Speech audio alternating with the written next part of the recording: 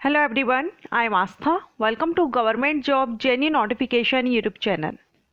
MP patwari भर्ती 2023 के लिए नोटिफिकेशन रिलीज हो गया है। ये मैंने कल भी आपको वीडियो अपलोड किया था और आपको इन्फॉर्म किया था इसकी नोटिफिकेशन रिलीज हो गया है। एंड अब इसका पहले जो कल था उसका शॉर्ट नोटिस आया हुआ था, लेकिन अभी इसकी रूल बुक भी आ गई है। सो अभी हम इस वीडियो में डिटेल में जानेंगे पटवारी भर्ती, और इसके अलावा अदर पोस्ट भी हैं जिन पर भर्ती आई हुई है। लेकिन सबसे ज़्यादा जो वैकेंसी हैं, जो पद हैं, वो है पटवारी के अभी आप यहाँ देख रहे हैं स्क्रीन पर 2738 टोटल पद सिर्फ पटवारी के हैं। और अगर हम सभी टोटल पोस्ट की बात करें तो 3555 पदों पर भर्ती आई हुई है। ओके, सो इसकी एलिजिबिलिटी क्राइटेरिया क्या रहेगी, क्वालिफिकेशन, एज लिमिट एंड जो आपके एग्जामिनेशन सेंटर्स रहेंगे वो कहाँ रहेंगे। वैसे एमपी से ये वैकेंसी है, सो एमपी में ही आपके एग्जामिनेशन सेंटर्स रहेंगे। एग्जाम आपका ऑनलाइन होगा। ओके, सो सारे इंपॉर्टेंट पॉइंट्स जो मैंने कुछ यहाँ पर मेंशन किए हुए हैं आप देख रहे हैं। पासिंग मार्क्स कैटेगरी के अकॉर्डिंगली क्वालिफाई करने के लिए आपको कितने मार्क्स लाना जरूरी है। क्या गृह तहसील में आपको पोस्टिंग मिल सकती है, आप जहां रहते हैं गृह तहसील पर आपको पोस्टिंग मिल सकती है पटवारी पोस्ट पर।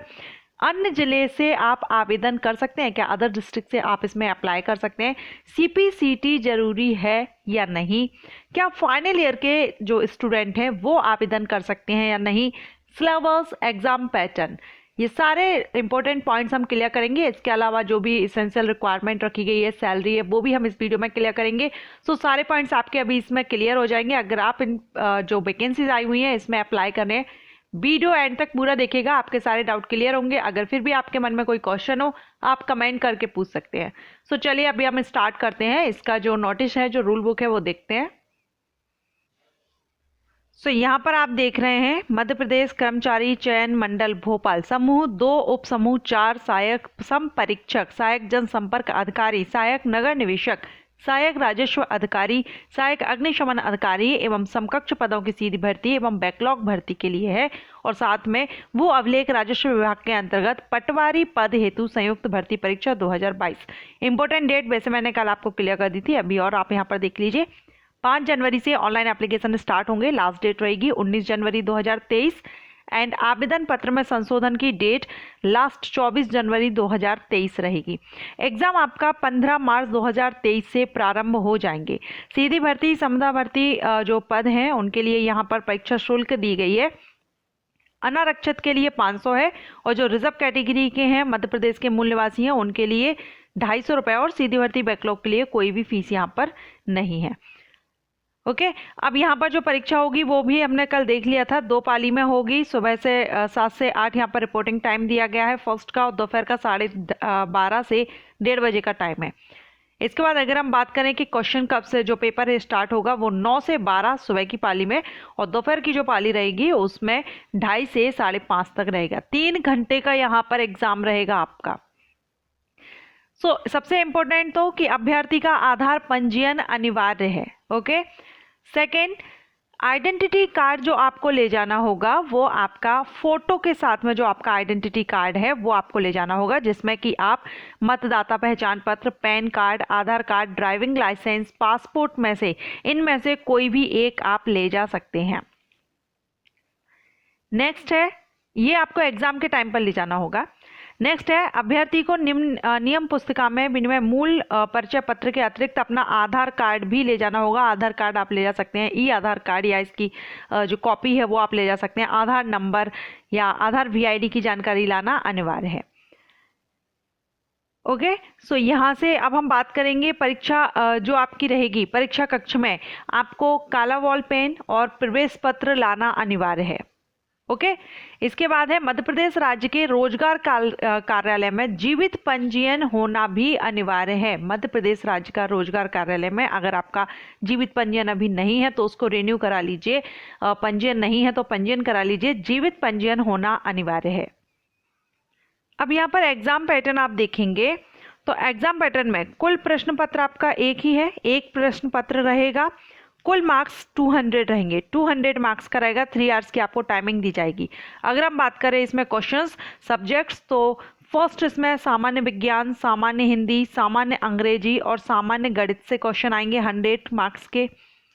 सामान्य ज्ञान, अभिरुचि, सामान्य कंप्यूटर का ज्ञान, सामान्य तार्किक ज्ञान, लॉजिकल जो क्वेश्चंस रहेंगे, सामान्य प्रबंधन, इससे रिलेटेड भी 100 क्वेश्चंस आएंगे। तो ये आपके सब्जेक्ट्स हैं जिनको आपको कवर करना है, तैयार करना है। 100 मार्क्स के ये जो क्वेश्चंस हैं, इनसे ये सब्जेक्ट से आपके क्वेश्चंस बनेंगे।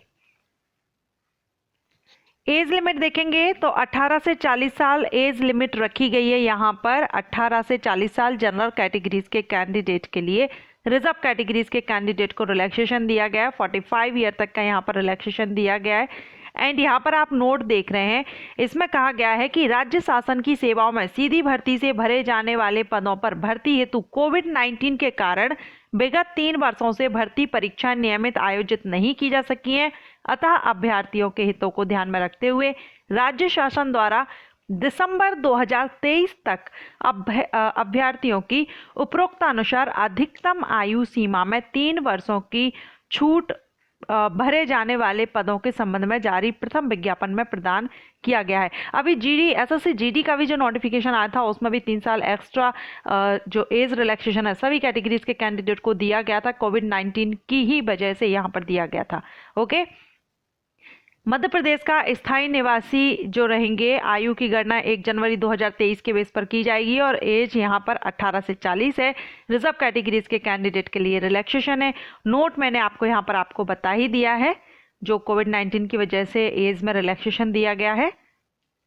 यहाँ पर आप टोटल वैकेंसीज देखेंगे, सीधी भर्ती सभी कैटेगरीज के हिसाब से अनारक्षित के लिए 1161, ईडब्ल्यूएस के लिए 251, अनुसूचित जाति के लिए 417, अनुसूचित जनजाति के लिए 648 वैकेंसीज हैं। आप अपनी और संविदा में भी आप देख रहे हैं टोटल 3225 सीधी भर्ती है सभी पोस्ट को मिला करके।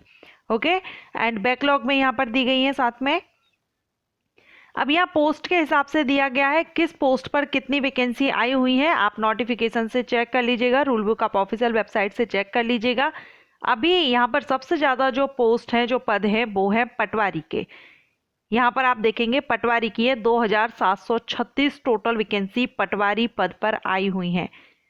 अब पटवारी पर भी किस डिस्ट्रिक्ट में कितनी वैकेंसी है वो यहाँ पर दिया गया है। सीधी भर्ती अनुवाद कुल 15 पद हैं, पोस्ट कोड यहाँ पर दिया गया है।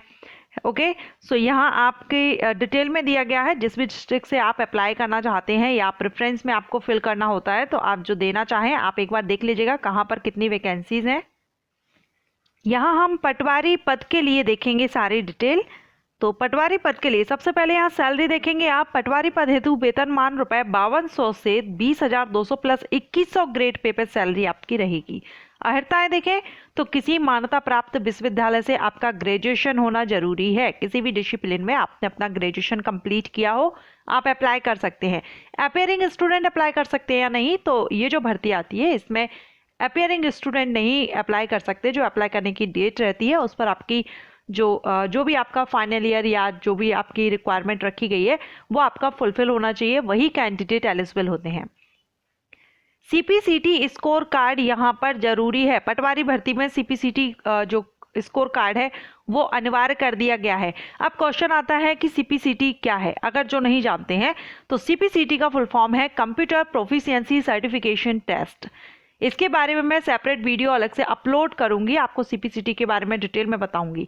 अभी यहाँ पर सीपीसीटी जरूरी है, पटवारी भर्ती के लिए जरूरी कर दिया गया है। अब जो छात्र या जो कैंडिडेट जिनके पास ये सीपीसीटी स्कोर कार्ड नहीं है वो क्या करेंगे, तो यहाँ पर अप्लाई कर सकते हैं या नहीं। तो देखिए यहाँ पर क्लियर कहा गया है, जिनके पास सीपीसीटी परीक्षा उत्तीर्ण जो नहीं है, ऐसे जो कैंडिडेट हैं सिलेक्ट हो गए हैं, अप्लाई किया है, सिलेक्शन हो गया, लेकिन आपके पास सीपीसीटी स्कोर कार्ड नहीं है, तो यहाँ पर प्रोबेशन पीरियड 3 इयर्स का रहेगा। 3 साल के अंदर आपको ये सीपीसीटी उत्तीर्ण करना अनिवार्य रहेगा। मींस आप अप्लाई कर सकते हैं, अगर आपके पास सीपीसीटी स्कोर कार्ड नहीं है फिर भी आप अप्लाई कर सकते हैं, और अगर आपका सिलेक्शन हो जाता है तो 3 साल के अंदर आपको यहाँ पर सीपीसीटी उत्तीर्ण करना जरूरी है। सो आप सिलेक्शन के बाद आप आसानी से इसको कर सकते हैं। ओके, सो सीपीसीटी जरूरी है, जिनके पास है वो तो कर ही सकते हैं, और जिनके पास नहीं है वो सिलेक्शन के बाद में जरूर कर ले। अगर आपने नियुक्ति के बाद भी सीपीसीटी का जो स्कोर कार्ड है आपके पास नहीं आया या आपने उत्तीर्ण नहीं किया, तो आपकी जो पोस्टिंग है वो निरस्त कर दी जाएगी। अगर हम बात करें क्वालिफाइंग मार्क्स की, तो इसमें क्वालिफाई करने के लिए परीक्षा में केवल उन्हीं अभ्यर्थियों के नाम, सफल अभ्यर्थियों यानी कि जो लिस्ट निकाली जाएगी सिलेक्टेड कैंडिडेट की, उन्हीं की निकाली जाएगी जिनके कुल अंकों में से न्यूनतम अंक प्राप्त किए हों। जो टोटल मार्क्स 200 है, तो कम से कम आपके यहाँ पर अकॉर्डिंग टू कैटेगरी अनारक्षित वर्ग के जो कैंडिडेट हैं उनके लिए 50% लाना जरूरी है। 200 में से 100। अनुसूचित जाति, अनुसूचित जनजाति, अन्य पिछड़ा वर्ग, आर्थिक रूप से कमजोर वर्ग और निःशक्त जन अभ्यर्थियों के लिए 10% तक की इसमें छूट रहेगी। मीन्स 40% लाना जरूरी रहेगा। 200 का है, सो 100 आपके मार्क्स लाना जरूरी है सिर्फ और सिर्फ क्वालिफाई करने के लिए। अब सिलेक्शन के लिए पोस्ट जितनी है उस हिसाब से फॉर्म काफ़ी ज़्यादा संख्या में आएंगे, तो कंपटीशन थोड़ा टफ है। यानी आपको नियुक्ति अगर आप चाहते हैं तो आपको अच्छे मार्क्स इसमें 150, 160 या 170 आपको लाने होंगे। लेकिन क्वालिफाई करने के लिए कि ये एग्ज़ाम आप क्वालिफाई हैं या नहीं, आपका लिस्ट में नेम आता है या नहीं, तो कम से कम आपका 50% आना जरूरी है जनरल कैंडिडेट का। यानी 200 में से 100 लाना आपका जरूरी है यहाँ पर क्वालिफाई करने के लिए ये एग्जामिनेशन। फॉर्म फिलअप के टाइम पर आपको जिस भी डिस्ट्रिक्ट में आप पोस्टिंग चाहते हैं आपको प्रेफरेंस फिल करना होगा। सो आप ज़्यादातर जो सिटीज़ हैं या जो डिस्ट्रिक्ट्स हैं उनको आप प्रेफर कर सकते हैं। और यहाँ पर मेंशन किया गया है अगर आपने 1 या 2 डिस्ट्रिक्ट ही फिल किए हैं, बाकी में अगर आपने फिल नहीं किया है तो आपको भले ही आपके मार्क्स हों कि आप अदर डिस्ट्रिक्ट में आप ज्वाइनिंग ले सकते हैं, आपकी वहाँ पर नियुक्ति हो सकती है। लेकिन अगर आपने पोस्ट प्रेफरेंस में उस डिस्ट्रिक्ट को नहीं लिया है, आपने 1 या 2 डिस्ट्रिक्ट ही लिए और उसमें आपका सिलेक्शन नहीं हुआ है उन 2 डिस्ट्रिक्ट्स में, फॉर एग्जाम्पल 2 डिस्ट्रिक्ट अगर आपने प्रेफरेंस में भर दी और उन दोनों ही डिस्ट्रिक्ट में आपका सिलेक्शन नहीं हुआ है, लेकिन 3rd या 4th जो डिस्ट्रिक्ट अदर जो डिस्ट्रिक्ट्स हैं उसमें आपका जो मार्क्स हैं उसके अकॉर्डिंगली आपको ज्वाइनिंग मिल सकती थी, लेकिन आपने प्रेफरेंस में नहीं दिया है इसलिए आपको वहाँ भी पोस्टिंग नहीं दी जाएगी। तो ज़्यादा से ज़्यादा आप डिस्ट्रिक्ट फिल कीजिएगा कहीं ना कहीं। अगर आप ज्वाइनिंग चाहते हैं MP में ही रहेंगे तो ज़्यादा से ज़्यादा जो डिस्ट्रिक्ट्स हैं उनको आप प्रेफरेंस में रखिएगा। हाँ, प्रेफरेंस अपने हिसाब से रखिए, फर्स्ट सेकेंड चॉइस आपकी जो भी रहेगी उस हिसाब से। अब यहाँ पर आप देखेंगे, अब बात आती है कि क्या गृह तहसील में आपको पोस्टिंग मिल सकती है। तो यहाँ पर आप पॉइंट देख रहे हैं, किसी भी चयनित अभ्यर्थियों को गृह तहसील में पदस्थ नहीं किया जाएगा। ओके, सो आपके गृह तहसील में अगर आप चाहें कि वहीं आपको पोस्टिंग मिल जाए तो यहाँ पर पोस्टिंग नहीं दी जाएगी। अब यहाँ पर आप देखेंगे categories wise total vacancy, male female and जो भी कैटेगरी है उस हिसाब से टोटल वैकेंसीज ये चार्ट में दी गई हैं। 2736 टोटल पटवारी की पोस्ट हैं। आप इस नोटिफिकेशन में देख लीजिएगा और जिला वाइज भी यानी डिस्ट्रिक्ट वाइज भी यहाँ पर टोटल दी गई है किस डिस्ट्रिक्ट में कितनी है। जैसे पटवारी श्योपुर में 139 पोस्ट कोड है एंड श्योपुर में टोटल पद हैं 17। मुरैना डिस्ट्रिक्ट में पटवारी के कुल 7 पद हैं, कैटेगरीज वाइज आप देख सकते हैं। शिवपुरी में है 29 एंड गुना में है 33, दतिया में है 3, अशोकनगर में है 26। सो आप देख लीजिएगा किस डिस्ट्रिक्ट में कितनी पद हैं। यहाँ आगर मालवा में 76 पद हैं, शाजापुर में 32 पद हैं पटवारी के, मंदसौर में 75 पद हैं एंड इंदौर में 12 हैं, नीमच में 58 हैं। आप जिस भी डिस्ट्रिक्ट से करना चाहते हैं एक बार इसको चेक कर जरूर कीजिएगा। देखिए, अब यहाँ पर जो अपेयरिंग की बात आप कर रहे थे तो यहाँ पर आप देखिए, आवेदन पत्र भरने की तिथि के पश्चात किसी भी दिनांक को अर्हता अर्जित करने वाले अभ्यर्थियों को विज्ञापित पदों के लिए विचार क्षेत्र में होने की पात्रता नहीं होगी। ओके, सो अपेयरिंग स्टूडेंट यहाँ पर एलिजिबल नहीं रहेंगे। यहाँ पर आपके एग्जामिनेशन हॉल में क्या क्या आपको लेके जाना होगा उसके बारे में बताया गया है। एप्लीकेशन फीस देखेंगे तो इसमें एप्लीकेशन फीस अनारक्षित श्रेणी के कैंडिडेट के लिए 500 रुपये एप्लीकेशन फीस है। अन्य पिछड़ा वर्ग, अनुसूचित जाति, अनुसूचित जनजाति के कैंडिडेट मध्य प्रदेश के जो मूल निवासी हैं उनके लिए 250 रुपये एप्लीकेशन फीस है। दिव्यांगजन कैंडिडेट के लिए MP के 250 रुपये रहेगा। ओके, सो ये है। और इसके अलावा कियोस्क के माध्यम से भरने पर 60 रुपये, आपके कियोस्क के माध्यम से ना भरने पर 20, यहाँ पर ये चार्जेस हैं। परीक्षा के शहर तो भोपाल, इंदौर, जबलपुर, ग्वालियर, उज्जैन, नीमच, रतलाम, मंदसौर, सागर, सतना, खंडवा, सीधी, रीवा, ये आपके एग्जामिनेशन सेंटर्स हैं, सिटीज़ हैं। ऑनलाइन आपका एग्ज़ाम होगा। ओके, सो सारे जो पॉइंट्स थे आई थिंक मैंने यहाँ पर क्लियर कर दिए हैं और आई होप आपको सारे क्लियर हो गए होंगे। फिर भी अगर आपके मन में कोई डाउट है, कोई क्वेश्चन है, आप मुझे कमेंट करके पूछ सकते हैं। Thank you.